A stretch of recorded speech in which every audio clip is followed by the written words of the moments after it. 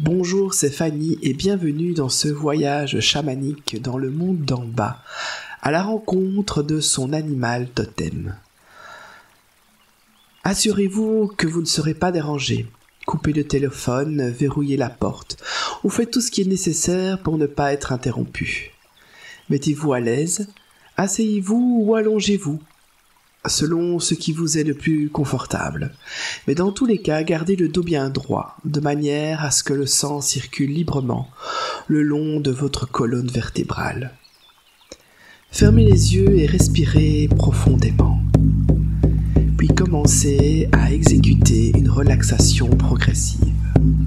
Concentrez-vous sur chaque partie de votre corps, l'une après l'autre, en envoyant au fur et à mesure dans chacune d'entre elles des sensations chaudes et apaisantes. Commencez par la plante du pied et remontez progressivement jusqu'au sommet du crâne. Plus vous êtes détendu, plus l'exercice sera efficace.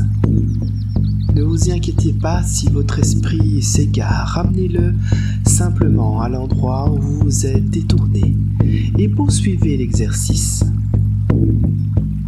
Je vous propose de simplement imaginer les scènes qui suivent.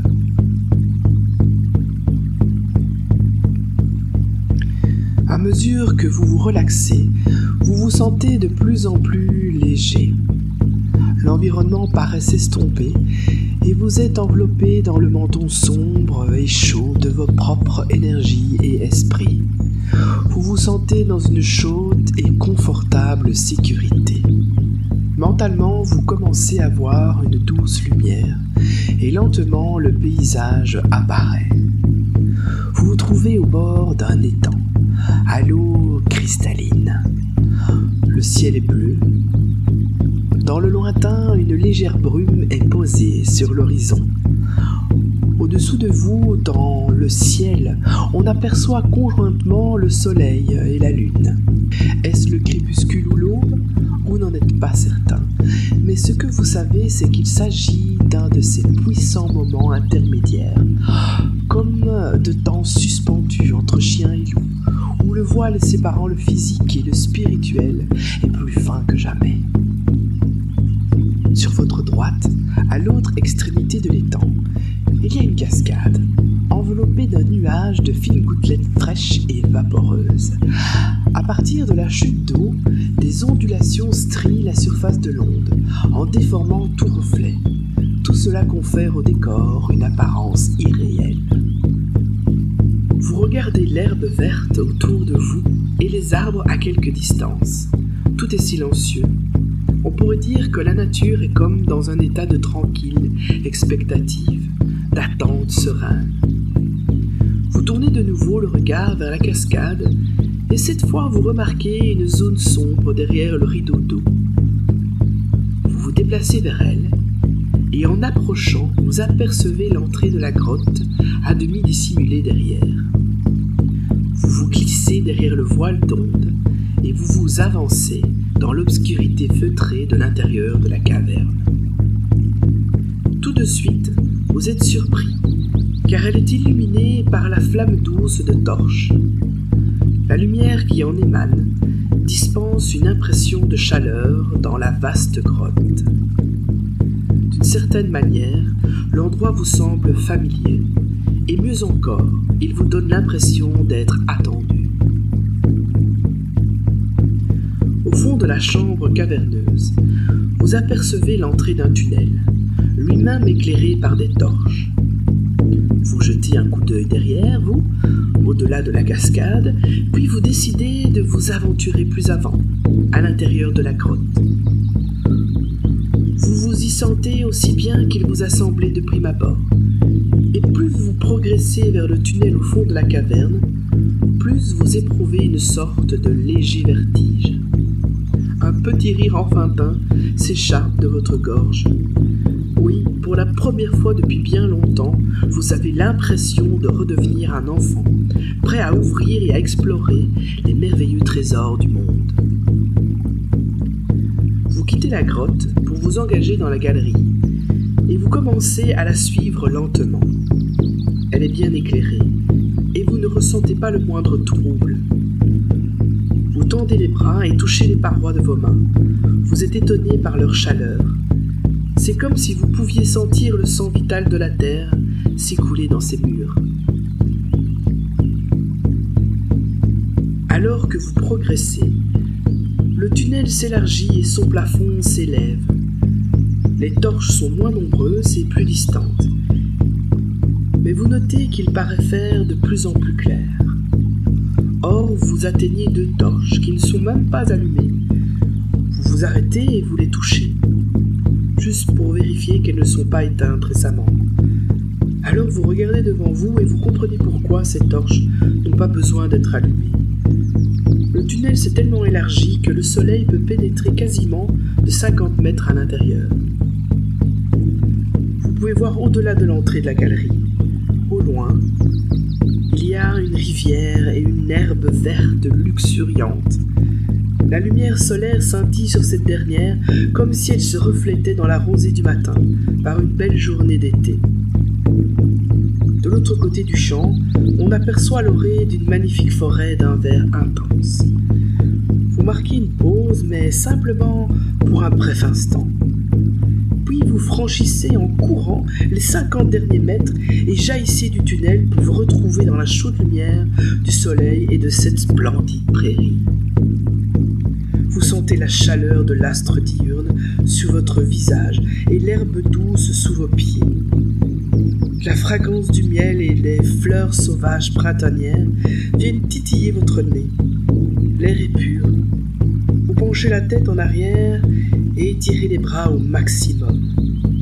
Fasciné par la beauté et la quiétude de cette merveilleuse prairie, vous tourbillonnez sur vous-même et vous riez. Près de la rivière se dresse un puissant chêne séculaire. Autour de lui s'étend un tapis d'herbe, la plus verte et la plus grasse que vous n'ayez jamais vue. Vous courez vers lui et vous vous asseyez sous sa ramure. Vous vous allongez dans l'herbe, roulez dans sa douce épaisseur et respirez sa délicate odeur. Puis, vous vous rasseyez. Près de l'arbre, il y a une pierre qui semble épouser la forme d'un fauteuil. Vous vous asseyez dessus et en ce faisant, vous constatez qu'elle s'ajuste parfaitement à votre corps. Cela vous fait glousser d'émerveillement. Vous respirez profondément et depuis ce fauteuil, vous regardez autour de vous. Tout est calme et paisible. Et vous savez que cette prairie est un lieu où la faune doit assurément venir. Pendant un moment, vous enviez les animaux et les oiseaux qui disposent d'un tel espace de splendeur. Vous êtes toujours assis sur votre fauteuil et jouissez de la beauté de la nature. C'est comme si à chaque respiration, vous faisiez de plus en plus partie de cette dernière et qu'elle faisait de plus en plus partie de vous-même. Puis brusquement, vous avez un sursaut.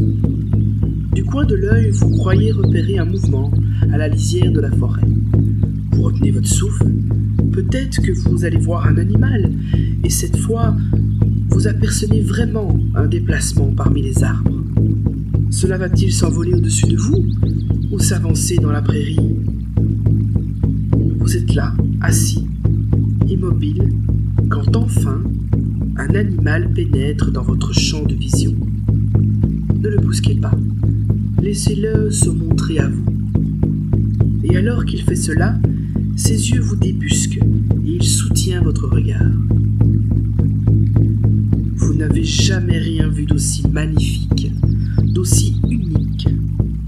De tels animaux vous ont toujours paru si sauvages et hors d'atteinte, mais aucune peur ne s'empare de vous, et tandis qu'ils s'approchent, vous ne ressentez que reconnaissance et émerveillement. Ce ne peut être assurément qu'un rêve, mais à cet instant, comme en réponse à vos pensées, il émet un son, esquisse un mouvement, un geste, et vous fixez les yeux sur lui. À ce moment précis, vous commencez à comprendre. Des flashs de mémoire vous rapportent comment, par le passé, cet animal a déjà pu vous aider. Vous savez pourquoi vous avez toujours été fasciné par lui. Et alors qu'il se met à se déplacer vers le tunnel, il marque une pause et se retourne vers vous, comme s'il voulait vous dire « Maintenant, il est temps d'y aller ». Vous vous levez et vous vous mettez à le suivre. Alors que vous approchez de l'entrée de la grotte, il attend. Il est si proche, plus que quelques pas, et vous pourrez le toucher. Gentiment, doucement, vous tendez la main vers lui. Mais avant même que vos doigts n'aient pu s'approcher suffisamment pour le toucher, il saute et regagne l'orée du bois. Là, il s'arrête encore une fois, se retourne pour vous regarder avant de disparaître dans les feuillages. Vous comprenez, cela va prendre du temps pour établir une relation réelle. Vous avez beaucoup à apprendre l'un de l'autre. Jusque-là, il va vous falloir être patient. Vos lèvres ébauchent un petit sourire ému, mais triste. Puis vous rebroussez chemin vers le tunnel et regagnez la cascade. Lorsque vous repassez derrière la chute d'eau pour sortir de la galerie souterraine, vous contemplez l'étang cristallin. Vous voyez comme votre reflet, subtilement déformé par ses ondulations. Alors, derrière votre image trouble, vous voyez la forme de votre animal totem. Vous avez un hoquet avant d'éclater de rire, tout en le remerciant de s'être ouvert à vous. Au même instant, l'image disparaît et la scène autour de vous commence à s'estomper. De nouveau, vous vous retournez dans la chaude obscurité de votre propre esprit. En vous, l'image de votre totem est puissamment ancrée, tandis que vous respirez profondément et revenez tranquillement dans votre endroit de départ.